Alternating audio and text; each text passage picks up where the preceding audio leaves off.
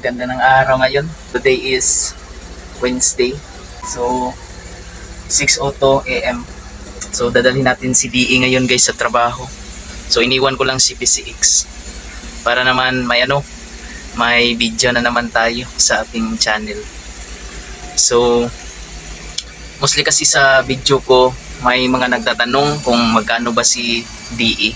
Ngayon, gawa na lang natin ng guys, content para naman.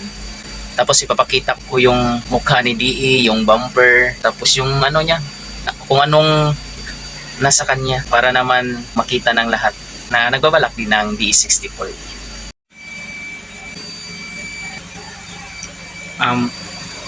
By the way, sa mga bagong subscriber ko, yung mga sumusuporta sa akin, salamat. Kahit paulit-ulit ko tong sinasabi, is nagpapasalamat talaga ako sa inyo.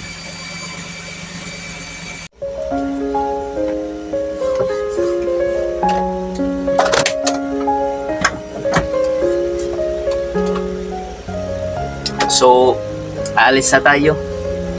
At pagdating natin sa workplace ko, doon na natin ipakita yung mga specs. Tapos magkano, kung solid ba o hindi. So, kayo na ang maghusga guys.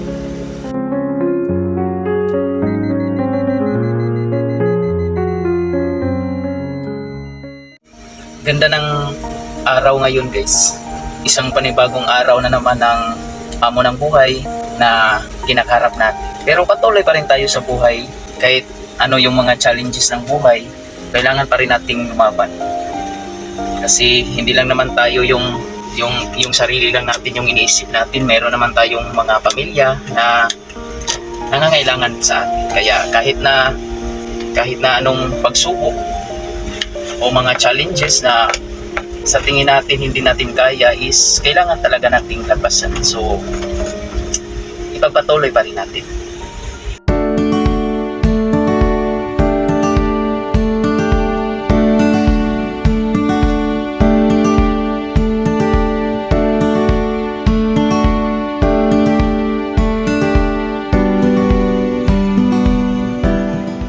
So, nandito na pala ako sa SRP guys. So, isa sa pinakagusto kong daanan dito sa Cebu.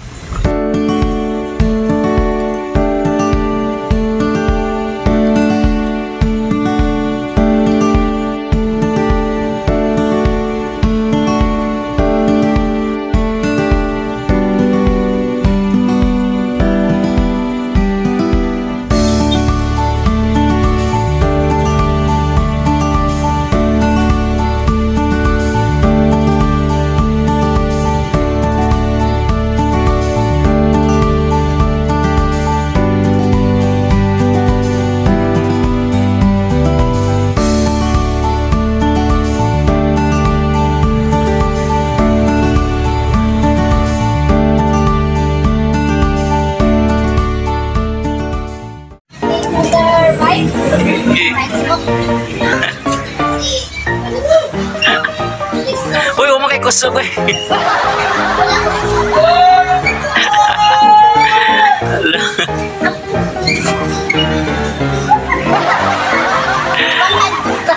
Saan kasi?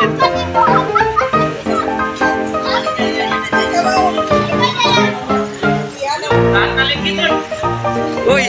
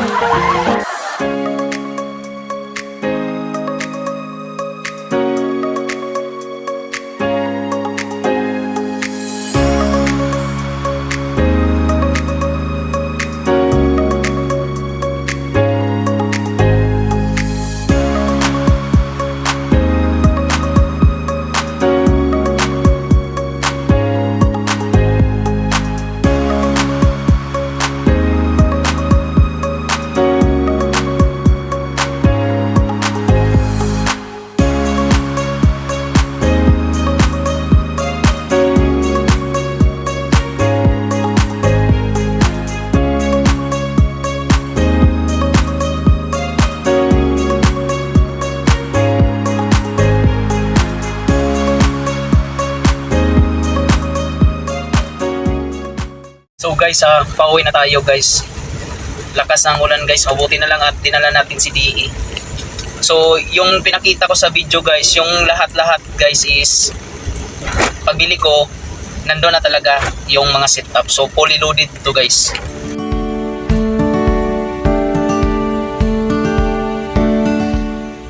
So, unang-una sa lahat guys, nung kinuha ko si DE is ganito na talaga yung setup niya guys. Kinuha ko si DE guys is ito talaga yung design na napili ko. So, mayroon na siyang setup na chrome dito at saka yung emblem niya. Pagkatapos yung headlight niya is mayroon ng chrome na design. Tapos may accessories na siya left and right. So dito din. So yung side mirror niya is naka-chrome na din. Tapos may design na dito. So ito guys is ako na yung naglagay sa kabila din. Yan. So ito is nilagay ko na.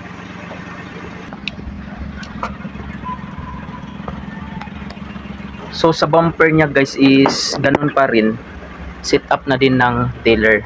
So dito sa loob guys is nilagyan na namin ng additional na cigarette lighter. At saka yung nagustuhan ko dito guys, yung binili namin to unexpected guys. Kasi hindi ko alam na nakaano na pala siya, Momo steering wheel. Nung una kong nakita guys is nanibago ako kasi ang liit talaga ng steering wheel niya is para siyang laruan lang. So may na din siya, pan. So may pan na siya dito guys sa taas. Diyan medyo madilim lang. Tapos may light din na isa at dito din sa front light niya. Yung dashcam niya guys is maliit lamang. Pero nag-order si ate at niregalo sa akin kaya in-install na ng aming technician na kakilala, yung close namin talaga sa buhay namin. At pa guys? Ito guys, yung light install na yan ng dealer. So seat na yan. So naglagay na rin ako ng para dito sa upuan natin para hindi mainit yung upuan. Yung upuan natin sa likod guys is simple lang talaga yung pinili ko. At saka yung natin, yung rope natin, so yung original pa din.